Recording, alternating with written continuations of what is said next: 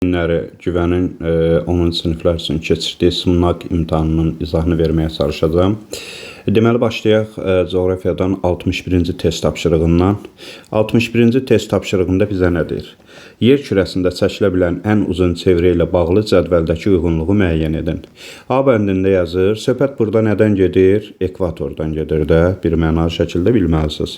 Uzunluğu 40.076 kilometrdir, düzdür. Amma qabağına yanlış yazıldığına görə səhvdir. Bütün meridianlarla kəsişir, bu doğrudur. Doğrudan da ekvator bütün meridianlarla kəsişir.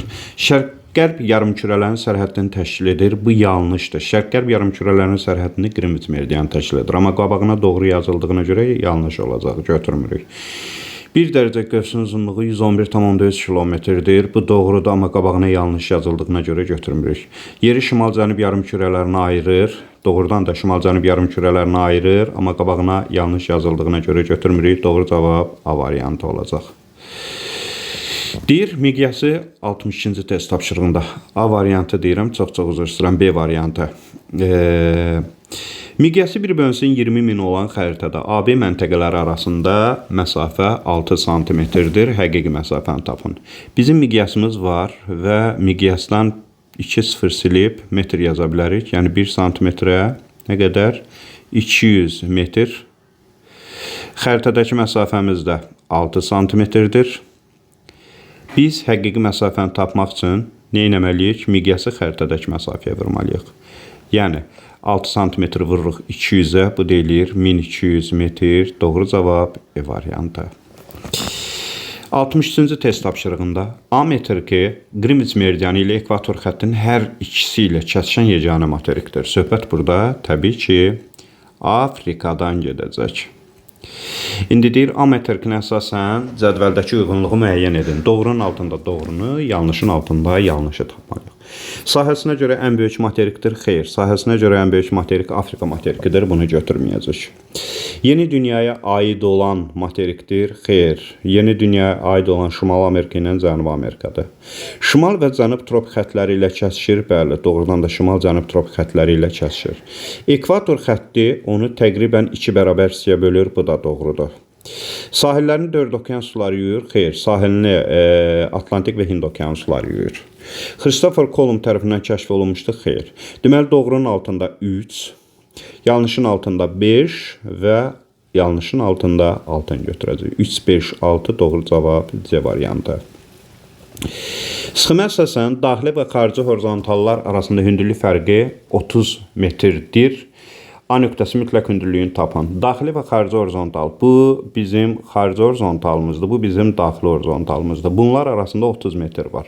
Əgər 30 metr fərq varsa, onda biz kəsmə səhliyinə bölə bilərik. 3 dənə də kəsmə səhliyi var. 30-u bölüləm 3-ə bərabər eləyirəm 10 metr. Deməli, mənim kəsmə səhliyim oldu 10 metr. Bu oldu 410. Bu da olacaq, A da olacaq 420. Niyə görə?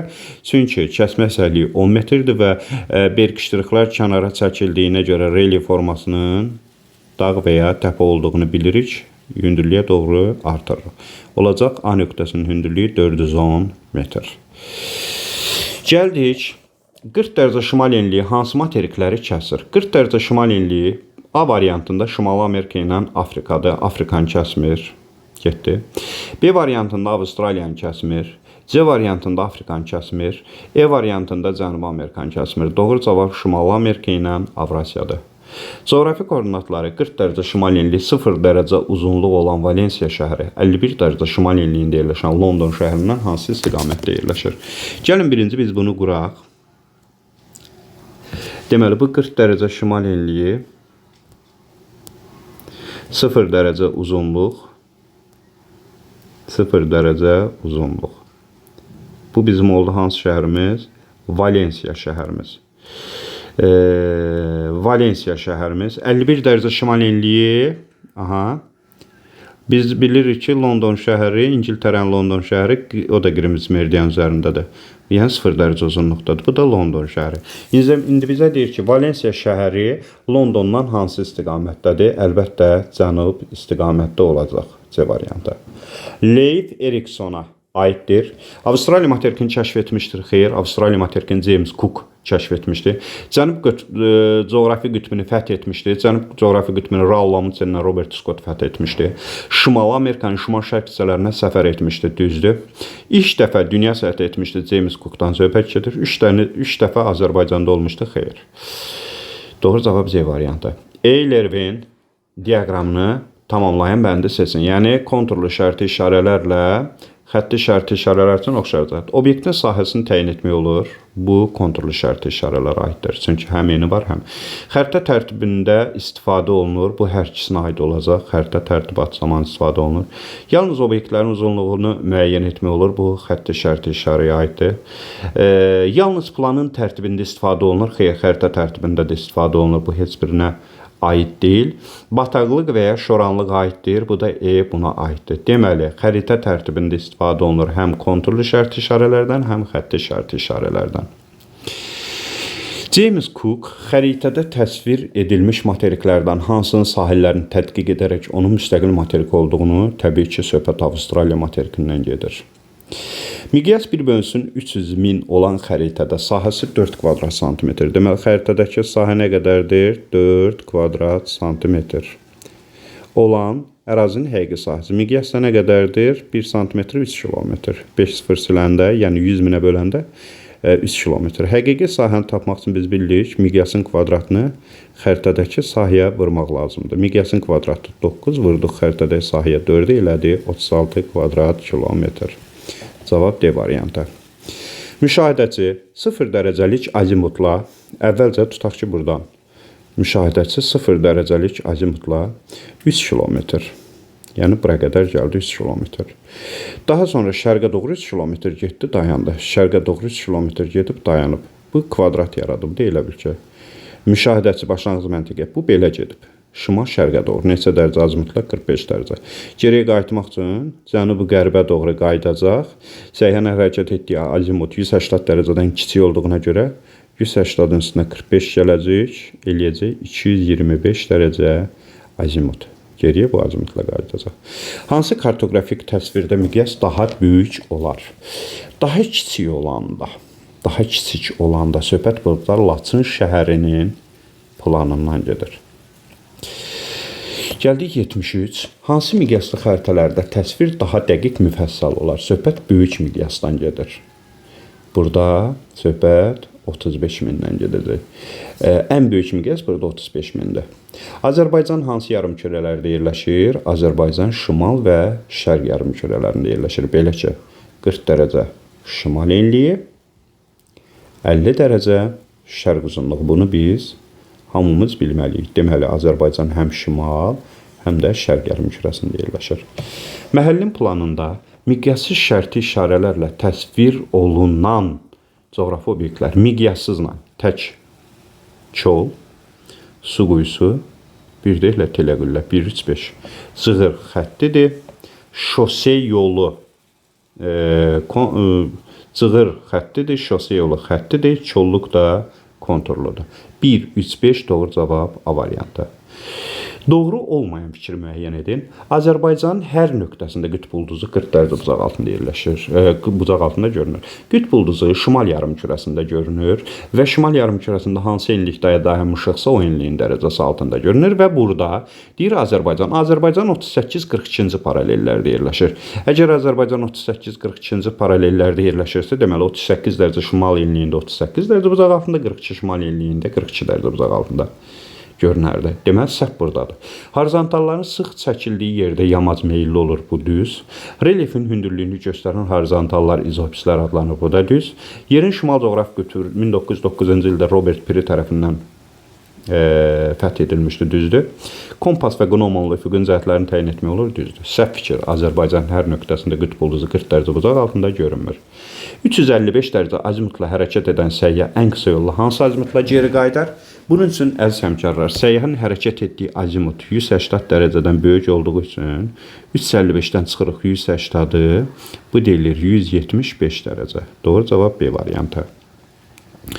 Bakıdan şimal qütbünə qədər olan məsafə, Bakıdan cənub qütbünə qədər olan məsafədən neçə kilometr azdır? Bakı 40 dərəcə şimal enliyi, şimal enliyi. Bu şimal qütbü 90, şimal enliyi. Bu da ekvator, bu da cənub qütbü 90 cənub enliyi, düzdür? İndi Bakıdan şimal qütbünə qədər olan məsafə nə qədərdir? 90 çıxılsın 40, 50. Vuracaq nəyə? 111'ə. Okay. Bu da 40 dərəcə şimal enliyi, 90 dərəcə cənub enliyi. Bu da cənub qütbü. Deməli 130'u vuracaq nəyə? 111'ə. Sonra bunların arasındakı fərqi tapacaq. Elə bunun üçün 130 vurulsun 111, çıxılsın 50 vurulsun 111. Bunun üçün də ortaq vurğu mötərizə xaricinə çıxırdırıq. 111'i çıxardıq mötərizə xaricinə, 130 çıxılsın 50. O da bərabərdir. 111 vurulsun 80, o da 8880 kilometr. 79. Eyler-Venn diaqramına əsasən uyğunluğu müəyyən edin. 80 dərəcə cənub enliyi, 80 dərəcə şərq uzunluğu. 1 dərəcə qövsün uzunluğu 111 kilometrdir. Əlbəttə ki, söhbət meridiandan gedir. Deməli, A variantını buraya əlavə edirik. Antarktida materiki ilə kəsişir. Cənub-şərq-qərb yarımkürələrində yerləşir. Deməli, cənub-şərq-qərb yarımkürələrində yerləşəcək. Söhbət C-dən gedir. Cənub, şərq, qərb yarımkürələri. Deməli, bir dəqiqə zəhmət olmasa, 1 dərəcəlik qövsün uzunluğu 111 kilometrdir. Bu düz. Sonra deyir, Antarktida materiki ilə kəsişir. Hər ikisi Antarktida materiki ilə kəsişir də. 80 dərəcə cənub enliyi də, 80 dərəcə şərq uzunluğu da. Deməli, bunu B-yə əlavə edirik. B-ni əlavə edirik 3-ə. Cənub, şərq, qərb yarımkürələrində yerləşir. Bu cənub, şərq, qərb. Çox maraqlıdır. 80 dərəcə cənub enliyi. Hədə düzdür də. Cənub, şərq, qərb. Deməli, 1-ə C, 1-ə C, 2-yə A, 3-ə B. Nəyə görə 80 dərəcə cənub enliyi cənub, şərq, qərb yarımkürəsində yerləşir? Çünki bu paraleldir. Paralel tam çevrədir. Onu həm cənub yarımkürəsində yerləşməsini elə adı üstündə məsələn bildik. Həm onu Greenwich kəsir, həm nə bilim 80 dərəcə şərq uzunluğu kəsir, nə bilim o tərəfdəkilər, bu tərəfdəkilər hamısı kəşdiyinə görə 1-ə C, 2-yə A, 3-ə B. 1-ə C, 2-yə A, 3-ə B. Sonra gəldik 80. Səyyah coğrafi koordinatı 30 şimal enliyi. Deməli, 30 şimal enliyi, 30 şimal enliyi. 70 şərq uzunluğu olan məntəqədən 70 şərq uzunluğu. Əvvəlcə şimal istiqamətdə 1110 kilometr. Deməli, 1110 kilometr gedirsə, 1110'u bölürük 111'ə, eləyir 10 dərəcə. Deməli, bu şimala 10 dərəcə getdi, ara çatdı 40 dərəcə şimal enliyinə. Çatandan sonra bura B məntəqəsinə 110 km B məntəqəsinə çatdı. Daha sonra B məntəqəsinə paralel xətti boyunca 45 dərəcə yol gedərək C məntəqəsinə çatdı. Səyyah cəmi neçə kilometr yol getdiyini hesablayın. Deməli, 45 dərəcə buradan gedib. Şərqə də qərbə də fərqi yoxdur. Biz bilirik ki 40 dərəcə paralelin 1 dərəcə qövsünə qədərdir. 85,4 kilometrdir. 45 dərəcəsinə qədər olacaq. Bunun üçün 45'i vurmalıyıq 85,4'ə. 85,4 vursun 45. 5 4'ün 20, 5 5'in 25, 27, 5 8'in 40, o da 2, 42. 4 4'ün 16, 4 5'in 20, o da 1, 21, 4 8'in 32, 34. Deməli 3 4 8 3 3843 kilometr. Düzdür? 3843 kilometr getdi. Şimala da 1110 kilometr getmişdi də. 1110 kilometrdə belə getmişdi. 3 4 3 5 9 4 4953 kilometr. Deməli bu şimala 1110 kilometr getmişdi. Sonra tutaq ki şərqə doğruda nə qədər getdi? 45 dərəcə. 45'i vurduq, bu nə qədər elədi?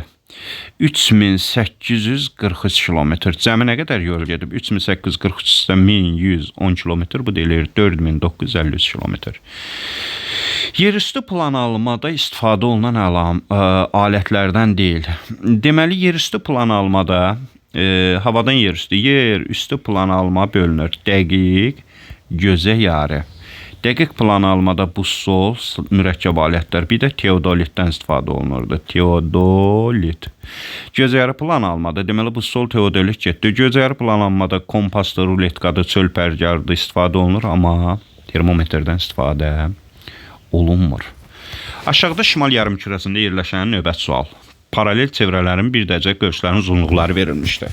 Hansı paralel çevrəsi ekvator xəttinə daha yaxındır? Biz bildik ki, yer kürə formasındadır. Ekvatordan qütblərə doğru getdikcə paralellərin uzunluqları nə olur? Azalır. Deməli, burada E paraleli ekvatora yaxın olduğundan bir dərəcəli qövsü daha çoxdur. Sonra məsələn, B paraleli yaza gedək. Sonra D paraleli yaza gedək. Deməli, EB D getdi, EB D getdi. Sonra C paraleli, sonra A paraleli.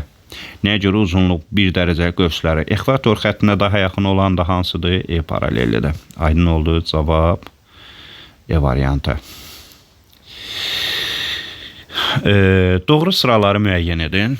Deməli, burada yazılır ki, tək kol. Düzdür. Planda təsvir olunur, bu düz. Bunun qabağına plus.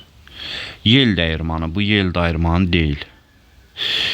Üzümlükdür, konturludur, bu da düzdür. Meyvə bağıdır, konturludur, bu da düzdür. Seyrək meşə xətti deyil, karxana deyil. Deməli, doğru cavab 1, 3, 5. Cavab 1, 3, 5. Bir bölünsün 15 milyon miqyaslı xəritədə 22 şimal enliyi 3 cənub enliyi arasındakı ən qısa məsafə. Gəlin baxaq. Deməli 22 şimal enliyi 3 dərəcə cənub enliyi 25 dərəcə fərq var. Deməli mən 25-i vururam 111-ə 2775 kilometr. Mənim həqiqi məsafəm nə qədər oldu? 2775 kilometr. Miqyasım nə qədərdir? 150 kilometr. 150 kilometr. Çünki mən baxıram ki, 5 sıfır siləndə 150 qalır. Deməli, mən xəritədəki məsafəni tapmaq üçün həqiqi məsafəni, yəni 2775-i bölməliyəm 150-yə. Bir dəfə 150. Qaldı 1, 2. Deməli, bölmək lazımdır da, bir də bölək. 2775 bölünsün 150. Bir dəfə 150, 127 bölünmədi. Bunu da gətirdim. 8 dəfə 100, 1200 eləyir. Sonra bu 75 bölünmədi. Bunu gətirdim. Tamını ayırdım 5 dəfə. Deməli 18 tam 10/5 santimetr. Ədədi miqyaslara uyğun gələn izahlı miqyasları müəyyən edin. Burada 5 sıfır siləndə bu düz. 1,5. Burada 5 sıfır siləndə 250 bu səhv. Burada 2 sıfır siləndə 400 metr bu düz. Burada 5 sıfır siləndə bu səhv. Burada 5 sıfır siləndə bu da səhv. Burada 2 sıfır siləndə bu da düz. Deməli 1'i 1, 1'i 3, 1'i 6. 1, 3, 6. Yəni 1 bölünsün 150 min nə deməkdir? 100 minə böləndə 1,5 kilometr bu düz. 1 bölünsün 40 min nə deməkdir? 2 sıfır siləndə 400 kilometr bu da düz. 1 bölünsün 25 min nə deməkdir? 2 sıfır siləndə 250 metrdir. Sxemdə kəsmə səhəli neçə metr olmalıdır ki, A nöqtəsi mütləq hündürlüyü 510 metr olsun. Deməli bu 510-dursa 510-dan çıxıram 450-ni eləyir 60. 1 kəsmə səhəli 2, 3, 4. 60-ı bölürəm 4-ə eləyir 15 metr. Baxaq 450 üstə 15. 465, 465, 480, 495, 495, o da 15, 510. Uyğunluğu müəyyən eləyin. Deməli, baxıram, 1, 400 metrdirsə, deməli 1-ədir. 2, 2 kilometrdirsə, 2-yə E. 3-ə baxıram, 0,2 kilometrdirsə, 2 yanında 4-dən 0. 1-ə D, 2-yə E, 3-ə B. Sizə təqdim olunmuş situasiyanı diqqətlə oxuyun və burada verilmiş məlumatlardan istifadə edərək aşağıdakı tapşırıqları cavab kağızında yerinə yetirin. Nəzərə alın ki, hər tapşırıqda alınan nəticə həmin situasiya ilə bağlı. Şimal yarımkürəsində yerləşən A paralel çevrəsinin uzunluğu 30.744 kilometrdir. Bu paralelin meridianlardan birinin kəsişmə nöqtəsindən ölkəmizin paytaxtı keçir. Deməli, 30.744-ü 30.744-ü bölürəm 360-a. Bu deyilir 85,4. Yəni 85,4 hansı paraleldə? 40 dərəcəli paraleldə. 40 dərəcəli şimal enliyidir. Və deyir ki, birinin kəsişmə nöqtəsində ölkəmizin paytaxtı yerləşir. Yəni 50 dərəcə şərq uzunluğa. Aynı Bakıda 40 dərəcə şimal enliyi, 50 dərəcə şərq uzunluğa. İndi deyir, A paralelin 1 dərəcə qövsünün uzunluğu hesablayın. Hesablamaq üçün nə edəcəyik? Əgər bunun 360 dərəcəsi 30.744 kilometrdirsə, 1 dərəcəsi neçə kilometr olar? X. 30.744-ü bölürəm 360-a, tapıram ki, 85,4. 85,4. Və bu paralel hansıdır? 40 dərəcəlik şimal enliyi. A paraleli üzərində 35 şərq uzunluğu, 40 qərb uzunluğu arasında ən qısa məsafə. Deməli, A paraleli 40 dərəcəlik deyil, biri Greenwich meridianından şərqdədir, 35 şərq uzunluğu. Bir də Greenwich meridianından qərbdədir, 40 qərb uzunluğu. Arada nə qədər fərq var? 75 dərəcə. Onu vurmalıyıq nəyə? 85,4-ə. Çünki 40 dərəcə paralelin 1 dərəcə qövsü. 85,4. Vururam 75-ə.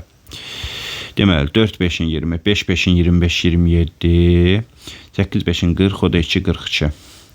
7 4-in 28, 7 5-in 35, 37, 8 7-in 56, o da 3, 59. Deməli, 0, 5, bir yadda 10, 4, 9, 13, 14, bu da 6. 6405 kilometr. 6405 kilometr. A paraleli boyunca qərbə doğru hərəkət edən səyyah qütb ulduzuna, qərbə doğru hərəkət edən səyyah qütb ulduzunu özündən harda görər? A paralel deyir bu 40 dərəcə şimal enliyi. Əgər qütb ulduzu 90 dərəcə şimal enliyinsə, mən bu istiqamətdə hərəkət edirəmsə, deməli birinci mən qütb ulduzunu özümdən harda görəcəm? Sağda. Sağda. Sonra bu paraleldən ekvatora qədər ən qısa məsafədə ki, bu da bizim ekvatorumuzda 40 dərəcə fərq var. 111-i vururuq 40-a. Nə qədər eləyir? 4440 kilometr. Bu qədər.